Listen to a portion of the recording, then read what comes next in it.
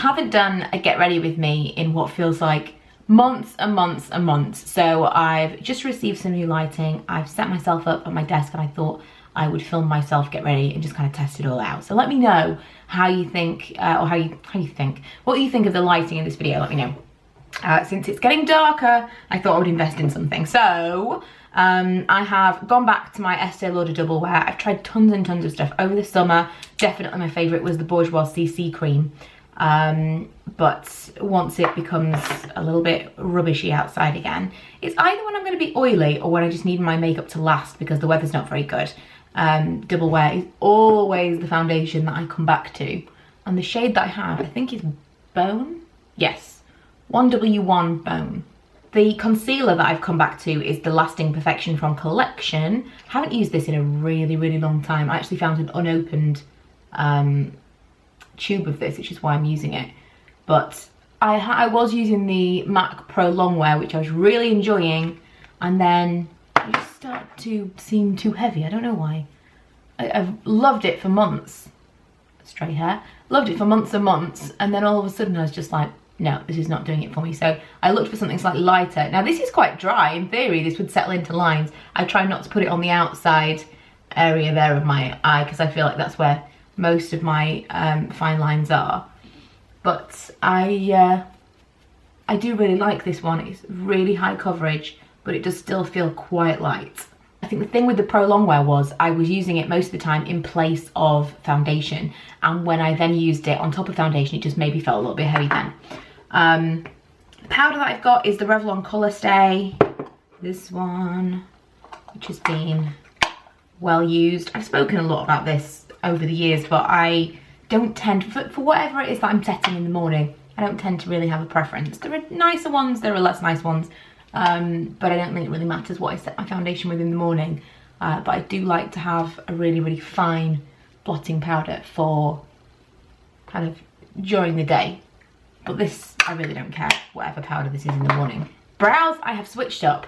I've gone from just using kind of a tinted brow mascara, which I've been doing for quite a long time, to, since I did my hair slightly darker, you might have noticed, you may have seen in my vlog, it is very, very temporary, so it'll wash out really quickly. It's already washed out quite a bit actually, in one wash. But I put a toner on my hair because I was getting really bored with it, and because it was so dark, I wanted to do something a bit interesting. So I did it a little bit darker, so I started using one of these Freedom brow pomades. Is it pomade? Every time I say that, I'm like, I'm gonna commit. I know it's pomade, and then I'm like, is it pomade? I don't know. I started using this again last week and thought, why did I ever stop using this? I think the problem is you have to be super light-handed if your hair is fair, because all of the shades they've got do kind of err on the side of dark. So unless you like very bold brows, you're going to struggle if you've got very fair hair. Whereas if you're brunette, then these are really amazing. I mean, I still do like to be slightly light-handed with it because I've got a really large brush to be applying this with. It's kind of difficult to do it precisely.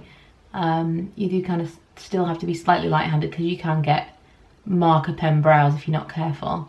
That colour was medium brown. For eyes, I've been doing something slightly different. I'm trying to avoid the liquid liner, but at the same time, I want to do it every day. So I've been doing something a little bit extra to the liquid liner. I've been using this Bare Minerals 5-in-1. It's called BB Advanced Performance Cream Eyeshadow, and the colour is Sweet Spice. It doesn't appear to add very much on the lid at first. Like, you might not even be able to see that, but it is kind of like a milky brown. So you could use that on its own, but I've been using on top this, oh, it's just called Brown. It is 17 Eyeshadow. Is that right? Is that really what it's called? Well, that's what it says on the packaging, Eyeshadow. And this is the shade Brown, apparently. It's a little bit more interesting than brown, I would have said. It's really quite sparkly. So I've been just putting that on top, just on my lid. Postman came, had to go to the door. So that's my eyeshadow. I'm going to use the liquid eyeliner Schwing from the Balm. And my flavour of the month mascara is this Volume Million Lashes Fatale from L'Oreal, which I love because it's so quick. There's very little work involved, with my, what's it called? Not Volume Million, what is it called? Lash Sensational from Maybelline. I love that so much, but it gets better as it's dry. And so you really kind of need to work with it. Whereas this is great from the get-go. So if you're into voluminous, yet separated lashes, and especially if you've liked the other ones from this range, would highly recommend you give this a go. Because I have not really been totally enamoured of any other mascara since finding the Lash Sensational, which I still love, but I don't like the new one, the black one. Don't like that. But this is so, so nice. I would recommend you give this a go. I've pulled out a blush I haven't used in ages, which is the Hourglass Ambient blush in Mood Exposure.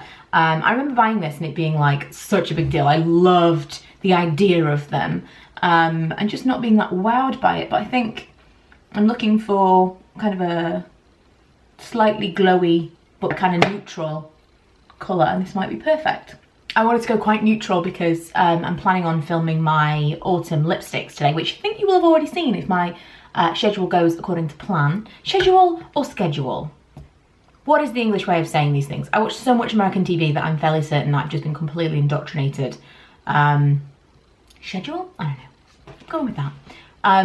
So yeah, I think you will have already seen that. And if you haven't, I will try to remember to link it below. But knowing me, I won't. So just please go check it out. So that is my blush. And then lipstick. Lipstick, I chose a lip liner and a lipstick from H&M. The lip liner is called Choc Therapy. My lips are so dry at the moment. I feel like I need a lip balm, but I'm not. Ooh, do I happen to have something a little bit like a lip balm?